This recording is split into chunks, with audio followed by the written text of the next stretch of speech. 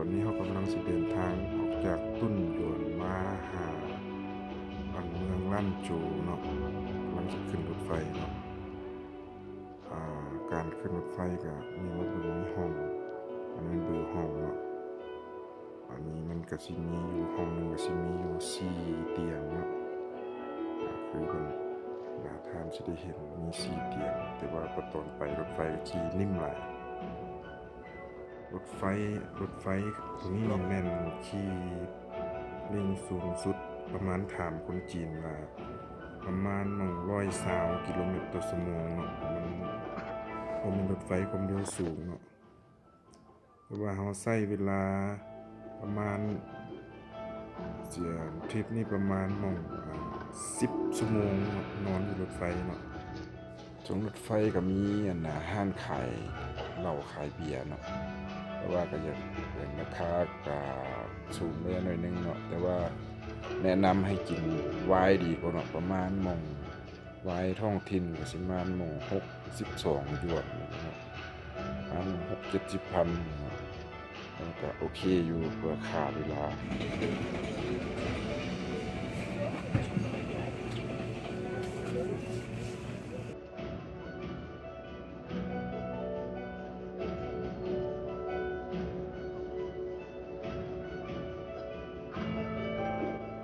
ภายหลังออกจากรถไฟมาเนาะพวกเขาก็เดินทางประมาณ4ชั่วโมงเพื่อมาวัดลาดหลังเนาะไกลหลายเนาะธรรมดาสสิฮอดวัดแห่งนี้เพิ่นก็สร้างมาได้ประมาณอายุก็มีเก่าแล้วเนาะประมาณ300 ปีแล้วเนาะเพิ่นว่าเจ้าอาวาสเพิ่นว่าข้าพเจ้าก็สิบ่แน่ใจจักคงวัดอันนี้นี่นอกจากว่าเป็นวัดนะวัดทิเบตศาสนาพุทธทิเบตมันเป็นโรงเรียนเนาะโรงเรียนเขาก็มาเบิ่งตอนนี้เพิ่นกำลังสิให้เฮาเพิ่นบ่ให้ถ่ายรูปเนาะแต่ว่าเฮาก็เจ้าอาวาสเพิ่นบอกว่าถ่ายได้เนาะเฮาก็เลยถ่ายแต่อยู่ข้างนอกมาเบิ่งกันเลยเนาะอันนี้เป็นตัวเฮากำลังสิเข้าไปเนาะอยู่บนนี้เนาะเจ้าอาวาสเพิ่นอนุญาตให้เฮาถ่ายเนาะเพราะว่าคนอื่นเพิ่นบ่อยากให้ถ่ายเนาะแล้วบนนี้เพิ่นอนุญาตให้ถ่ายมือกล้องก็ถ่ายเต็มที่เนาะเฮาสิเห็นศิลปะศาสนาพุทธแบบทิเบตหรือว่าเฮืองอยู่ในแถวแขวงการชู่ทางทิศตะวันตกเฉียงเหนือของประเทศจีนเนาะเอาก็มาเบิ่งตามภาพเลยเนาะแห่งการสู้นี่มันแขวงหนึงเนาะที่ว่าเป็นทางสายไหมโบราณที่ว่าของจีนเนาะแต่สมัย 2,000 ปีแถวนี้มันเจริญรุ่งเรืองหลายเป็นเขตการค้าศูนย์กลางทางด้านการค้าเนาะระหว่างยุโรปหรือว่าตะวันออกกลางก็ว่าแม่นเนาะติดต่อเผ่าพันธุ์ทางด้านการค้ากันว่านั้นศาสนาพุทธก็มีการรุ่งเรืองกันอยู่ที่นี่อยู่แขวงนี้เนาะแล้วเดี๋ยวนี้นี่แม่นมุสลิมก็มีเนาะมาปนกันอยู่ก็มีหลายอยู่ในแขวงซึ่งอยู่วัดแห่งนี้ความสูงประมาณจากระดับน้ำทะเลมันประมาณสูง 3,000 เมตรเนาะ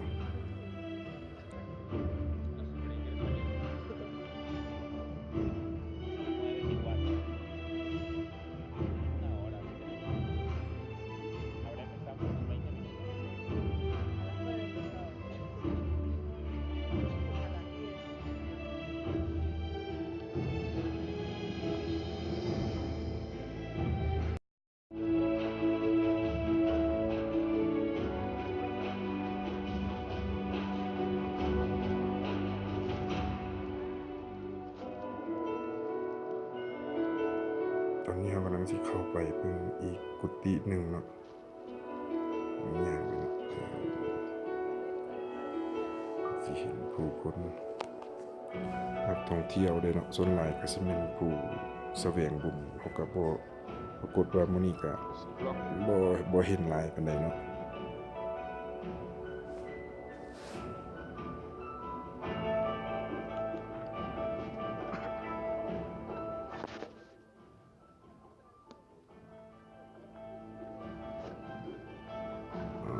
อันนี้ก็แม่นผู้แสวงบุญตู้ผู้แสวงบุญอยู่เนาะหรือว่าเฮือนนั่นแหละปะก็สาสิว่ากำลังสิเข้าไปเนาะแต่ว่าตอนนี้เพิ่นก็อยากว่าบ่อยากให้เฮาถ่ายรูปปานใดแล้วตอนนี้เพิ่นห้ามถ่ายรูปแต่เฮาก็สิว่าลักว่าหรือว่าจังแนวอันนี้มันผู้แสวงบุญเนาะเฮาก็เอาถ่ายหน่อยนึงแต่ว่าเพิ่นก็บ่อยากให้ถ่ายปานนั้นนะเฮาเข้ามาแล้วเนาะ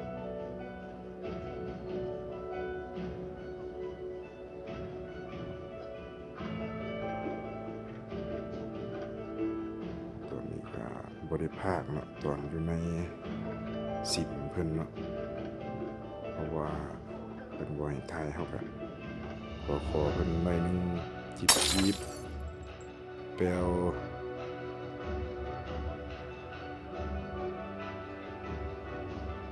มาเห็นนำกันอย่างนี้แหละเนาะอันนี้เฮาก็ย่างออกมาจากหันเฮาก็สิไป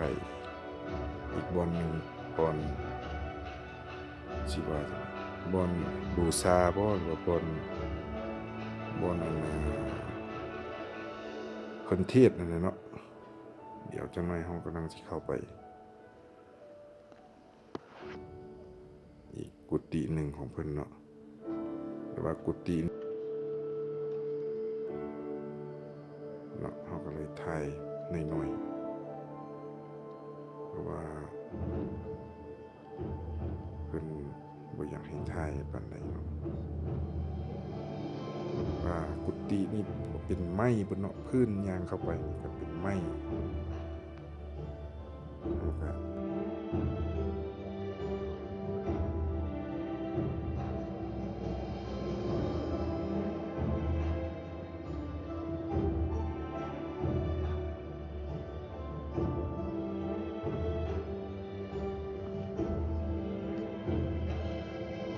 เย็นเนาะเพราะว่าอยู่แถวเมืองนี้มันสูงหลายเนาะต้องได้ซื้อออกซิเจนสูงประมาณมองเกือบ 3,000 เมตรจากทะเลเนาะออกซิเจนโอ้ my god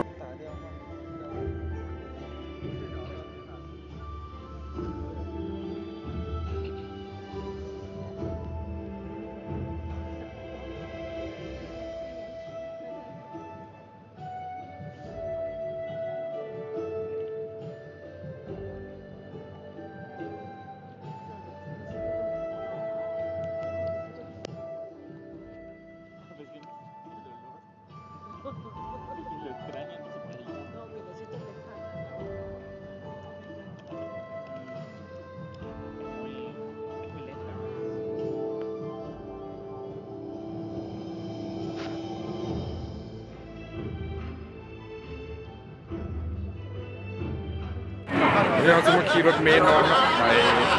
ออกจาก